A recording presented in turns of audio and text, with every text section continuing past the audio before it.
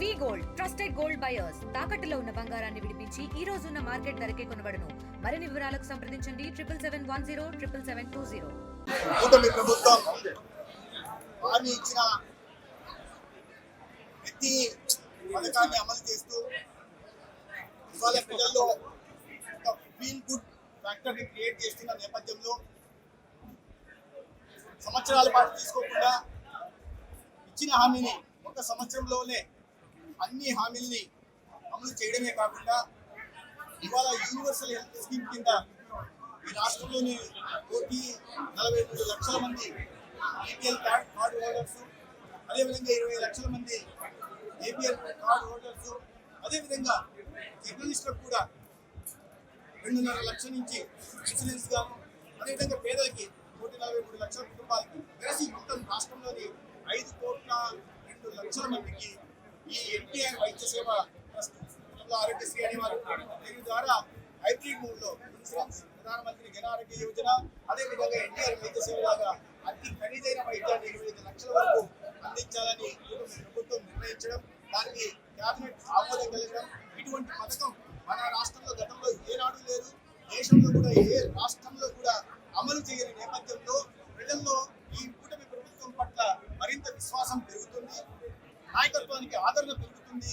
అది చూసి ఓర్వలేని ఇవాళ ఈ ప్రతిపక్షం అనేక రకాలుగా కూటమి అధికారంలోకి వచ్చినప్పటి నుంచి వివిధ విషయాల మీద అసత్య ప్రచారాలు చేస్తూ ఫేక్ న్యూస్ ద్వారా సోషల్ మీడియాలో ఇవాళ ప్రజలను అగమ్య గోచరంలోకి నెట్టేసి తద్వారా వారి ద్వారా రాజకీయ లబ్ధి పొందాలని ప్రయత్నం చేస్తారు.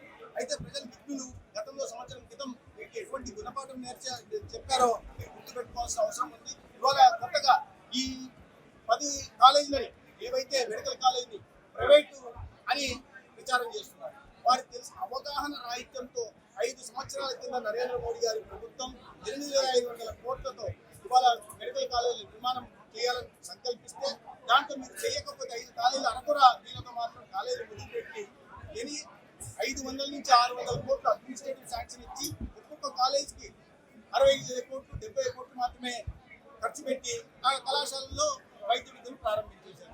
అక్కడ ఇప్పుడు 2వ సంవత్సరం పోవాలంటే తగిన మౌలిక సదుపాయాలు లేవు, తగిన ఫ్యాక్టరీ లేదు. ఈ వాళ్ళ కూటమి ప్రభుత్వం నుంచి వాటిని సరిచేసే ప్రయత్నం చేస్తుంది. మరి 10 కాలేజీలని పూర్తిగా విస్మరించి నిర్మించకుండా కేవలం ఈ 17 కాలేజీలకి 5 సంవత్సరాల్లో 8,500 కోట్లు ఖర్చు పెట్టాల్సి వస్తే 12% మాత్రమే ఫైనాన్షియల్ ప్రోగ్రెస్ చూపి ఆర్థిక ప్రగతి చూపించి 12% మాత్రమే 1,200 కోట్లు మాత్రమే ఖర్చు పెట్టి దాంట్లో కూడా కూటమి ప్రభుత్వం మీద అప్పులు పెట్టేసి ఇవాళ మళ్ళీ అసత్య ప్రచారాలు చేసే ప్రయత్నం చేస్తున్నారు. ఇవాళ ఈ ప్రైవేటు పరం అనే మాట మాట్లాడుతున్నారు. ఇవాళ ఆ కాలేజీల మీద అవగాహన తీసుకోవాలి, దాంట్లో తెలుసుకోవాల్సిన అవసరం ఉంది. ఇది ఫైనాన్స్ బిల్డ్ ఆపరేట్ ట్రాన్స్ఫర్ పేరుతో ప్రైవేటు పబ్లిక్ పార్ట్నర్షిప్ తో పీపుల్స్ పార్టిసిపేట్ తో మొదలు పెడుతున్న కార్యక్రమం ఇది. దీంట్లో ప్రైవేటు సంస్థలు పెట్టుబడి పెట్టడం, దాని నిర్మాణం పూర్తి చేయడం 33 సంవత్సరాలు మాత్రమే ఈ పీరియడ్ ఉంటుంది. దాని అంతవరకు యాజమాన్య హక్కులు ప్రభుత్వం దగ్గరే ఉంటాయి. 33 సంవత్సరాల తర్వాత మళ్ళీ ఈ కళాశాలలు మళ్ళీ ప్రభుత్వం దగ్గరికి వస్తాయి. మీరు ఎన్ని కాలేజీలు ఒక్కోటి 500-600 కోట్లు ఖర్చు పెట్టాల్సి వస్తే ఒక్కొక్క చోట 40 కోట్లు, మదనపల్లిలో 44 కోట్లు ఖర్చు పెట్టారు, ఆదంలో 46 కోట్లు ఖర్చు పెట్టారు, మార్కాపురంలో 40 కోట్లు ఖర్చు పెట్టారు, పులివెందులలో మాత్రం 300 కోట్లు ఖర్చు పెట్టారు. మీరు ఒక పులివెందులకి ముఖ్యమంత్రిగా ఉన్నారా లేదా రాష్ట్రంలో ఇతర ప్రాంతాలకు కూడా ముఖ్యమంత్రిగా ఉన్నారా ఒక విషయం చెప్పాల్సింది. మీ ఊరి మీద ప్రేమ, నియోజకవర్గం మీద ప్రేమ చూపడంలో తప్పలేదు, కానీ అదే సమయంలో ఇతర చోట్ల ఉంటున్న కళాశాలను కూడా పూర్తి చేసే బాధ్యత ముఖ్యమంత్రిగా మీ మీద లేదా? దాన్ని ఒప్పుకోకుండా ఇవాళ వంది మాగుతుల చేత మళ్ళీ అసత్య ప్రచారం చేస్తున్నారు. ఎవరో మీరు సవాల్ చేస్తున్నాం, రండి ఇది ప్రైవేట్ పరం ఎక్కడ చేస్తున్నామని నిరూపించండి.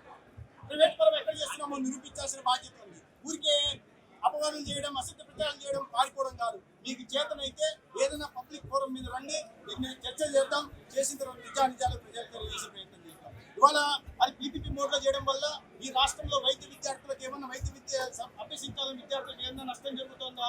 ఏమీ లేదు. 50% కన్వీనర్ కోట ఇతర కళాశాలల్లో ఏది ఉండిందో గత వీళ్ళు ప్రారంభించిన 6 కళాశాలలో అదేవిధంగా కన్వీనర్ కోట ఉంటుంది. దాంట్లో 80% లోకల్స్ ఉంటుంది. ఏ రకంగా కూడా ఇబ్బంది లేదు. ఇక రెండో విషయం, ఈ పీపీపీ మోడల్లో మెడికల్ కాలేజ్ నిర్మాణం కారణంగా పేదలకు వచ్చిన ఇబ్బంది మాత్రం లేదు. 70% బెడ్లు కానీ, ఓపీ సేవలు కానీ, ఐపీలు కానీ దీంట్లో పూర్తిగా ఎన్టీఆర్ వైద్య సేవ కోసమే కేటాయించాలి. విద్యార్థులకు నష్టం లేదు, పేదలకు చికిత్స పొందే వారికి నష్టం లేదు. మరి మీకు మాత్రం ఏం నష్టం వచ్చిందో ఒకసారి చెప్పాల్సిన అవసరం ఉంది. అసత్య ప్రచారాలు మాని మీకు చేతనైతే ఎక్కడైనా సరే, ఏ ఫోరం మీద అయినా సరే దీని మీద చర్చకు రండి. లేదా మీకు ధైర్యం ఉంటే ప్రజా వేదిక కదా అసెంబ్లీకి రండి. అసెంబ్లీలోకి వచ్చి ఇదే జగన్మోహన్ రెడ్డి గారు ఈ విషయాన్ని లేవనెత్తి మాట్లాడే దమ్ము ఉందా అని నేను అడుగుతున్నాను. మీకు దమ్ము ఉంటే, నిజంగా మీరు మాట్లాడే వాటిలో పసే ఉంటే అసెంబ్లీకి వచ్చి చర్చకు రావాల్సిందిగా సవాల్ ఇస్తున్నా. చేతనైతే సవాల్ స్వీకరించారు. తెలుగులో ఫాస్టెస్ట్ న్యూస్ యాప్ ఇప్పుడు కొత్త అవతారంలో 5 సెకండ్లోనే పూర్తి వార్తా సమాచారం మీ చేతిలో. సోషల్ మీడియా ట్రెండ్స్ మీ కళ్ళ ముందుకే live TV and voice search ఆప్షన్స్తో ఇప్పుడే డౌన్లోడ్ చేయండి. యాప్ లింక్ డిస్క్రిప్షన్లో ఉంది.